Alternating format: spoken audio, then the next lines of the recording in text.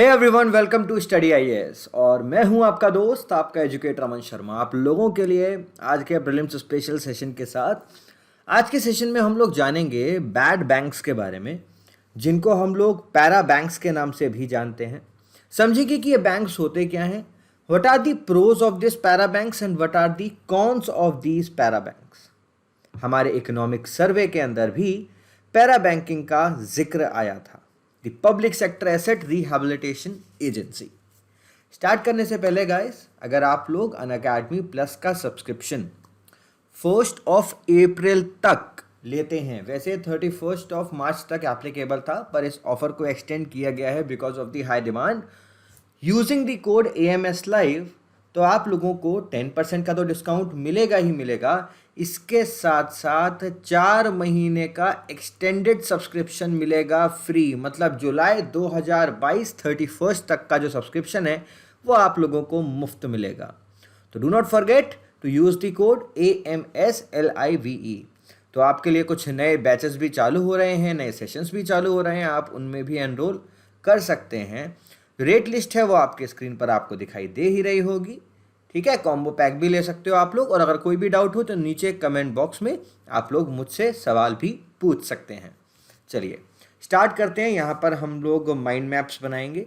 तो सबसे पहले हमें पता होना चाहिए कि एक ये जो टर्म है पैरा बैंक्स, इस टर्म का इस्तेमाल जो हम कर रहे हैं वो पैरा बैंक्स हैं क्या। पैरा की फुल फॉर्म है public sector asset rehabilitation agency. Public sector asset rehabilitation agency.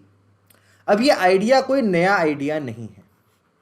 ये आइडिया 2017 के अंदर जो इकोनॉमिक सर्वे था उसने इस आइडिया को हम लोगों के सामने रखा कि पैरा बैंक जैसे बैंक होने चाहिए। नाउ रीज़न जो कि इस तरीके के बैंक लेकर आने की बात हुई वो थे हमारे देश में नॉन परफॉर्मिंग एसेट्स की बढ़ती हुई संख्या। पैरा बैंक असलियत में करेंगे क्या? इन पैरा बैंक्स को ही हम लोग बैड बैंक्स के नाम से भी जानते हैं। नाउ प्रॉब्लम क्या है, हमारे देश के अंदर जो हमारे बैंक्स हैं उनके अंदर नॉन परफॉर्मिंग एसेट्स बढ़ते जा रहे हैं। NPAs हाइप पे चल रहे हैं। NPA का मतलब होता है कि बैंक ने किसी भी व्यक्ति को या कंपनी को लोन दिया और वो लोन की जो किस्त की डेट है वो 90 डेज से ड्यू हो गई, 90 दिन से ड्यू हो गई। अब 90 दिन हो गए हैं, ना ही उस व्यक्ति ने उसकी किस्त बढ़ी है, ना ही उसका प्रिंसिपल बढ़ा है, तो उसको नॉन परफॉर्मिंग एसेट के रूप में हम लोग घोषित कर देते हैं कि वो जो एसेट है वो अब नॉन परफॉर्मिंग हो गया है, क्योंकि वो बैंक के लिए तो एसेट था और जिस व्यक्ति ने उधार लिया है, जिस व्यक्ति ने लोन लिया था, उसके लिए लायबिलिटी थी। अब बैंक्स जब अपनी बैलेंस शीट देखते हैं तो उस बैलेंस शीट के अंदर नॉन परफॉर्मिंग एसेट्स की संख्या इतनी ज़्यादा होती है कि उसकी वजह से उस बैंक की रेटिंग लगातार डिक्लाइन होती रहती है, लगातार कम होती रहती है।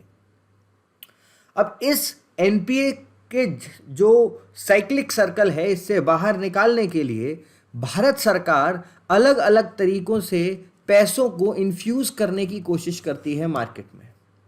जिन बैंकों का NPA लगातार बढ़ता चला जाता है उनके ऊपर जो ट्रस्ट है कंज्यूमर का वो भी घट जाता है। तो ये होते हैं हमारे नॉन परफॉर्मिंग एसेट्स की वजह से बैंक्स को नुकसान। अब बैंक्स की ये जो बैलेंस शीट है इसको क्लियर कैसे करें, तो यहाँ पर बात की गई कि हम एक इस तरीके के बैंक्स बनाएं जो कि नॉन परफॉर्मिंग एसेट्स को इन वाले बैंकों से सस्ते रेट पे खरीद लें, उसके बदले इनको पैसे दे दें और इनकी बैलेंस शीट क्लियर कर दें। अब उस व्यक्ति से जिसने लोन लिया है उससे डील करने की जिम्मेदारी इन्हीं बैंक की होगी। ना ये बैंक किसी का डिपॉजिट ले रहे हैं, ना ये बैंक किसी को लोन दे रहे हैं, बस ये NPAs को परचेज कर रहे हैं जिससे दूसरे बैंक्स की बैलेंस शीट क्लियर हो और उन लोगों से डायरेक्टली डील कर रहे हैं जिससे उन जो पैसे हैं वो उनसे लिए जा सके। अब इन बैंकों को फ़ायदा क्या होगा? मान लो कि कोई एक बैंक है जिसने 100 करोड़ रुपए का लोन किसी एक व्यक्ति को दिया हुआ है और ये लोन और इससे रिलेटेड इंटरेस्ट हो गया है नॉन परफॉर्मिंग एसेट। अब ये बैंक की तो बैलेंस शीट को खराब करेगा, तो बैंक ने क्या किया? बैंक ने इस अपने जो एनपीए है इसको किसी पैरा बैंक या जिसको हम लोग बैड बैंक के नाम से जानते हैं, उस बैड बैंक को बेच दिया, सेल कर दिया। अब मान लो इस बैड बैंक ने बोला कि देखो मैं 100 करोड़ तो आपको नहीं दे पाऊंगा, पर आप मेरे साथ ये 60 करोड़ रुपीस में सेटलमेंट कर लो।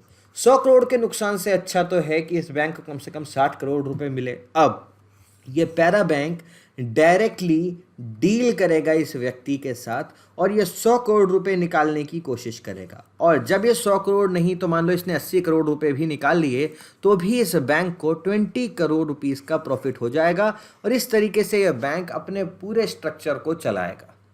तो यहाँ पर अब हुआ क्या? यहाँ पर एक बैंक बन गया, तो अब सरकार को, जो सरकार यहाँ पर पब्लिक सेक्टर लेंडिंग के नाम पे यहाँ पर अलग अलग तरीके के लोन वगैरह बांट रही थी इन बैंक्स को, बैंक्स रिवाइवलिज्म के नाम पे पैसे ले रही थी, ठीक है। अब बैंक को डायरेक्टली वो सरकार पैसे नहीं दे रही है, सरकार पैरा बैंक की मदद से उनके एनपीए गायब कर रही है, बैंक की बैलेंस शीट क्लियर हो गई और बैंक और अच्छी तरीके से काम कर पाएगा।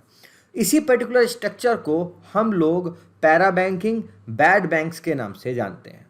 अब हमारा आज का टॉपिक क्या था? आज का अपना टॉपिक था कि ये जो नए मॉडल ऑफ पैरा बैंकिंग चल रहे हैं 2021 के अंदर, 2021 का जो हमारा बजट आया उसके अंदर बात की गई कि हम लोगों के पास जो एआरसी कंपनीज़ हैं, असेट रिकंस्ट्रक्शन कंपनीज़ हैं, उनके साथ साथ हम लोगों को बैड बैंक्स भी जल्द से जल्द बनाने चाहिए। तो यहाँ पर आर्ग्यूमेंट फॉर और आर्ग्यूमेंट अगेंस्ट बैड बैंक्स आ रही है।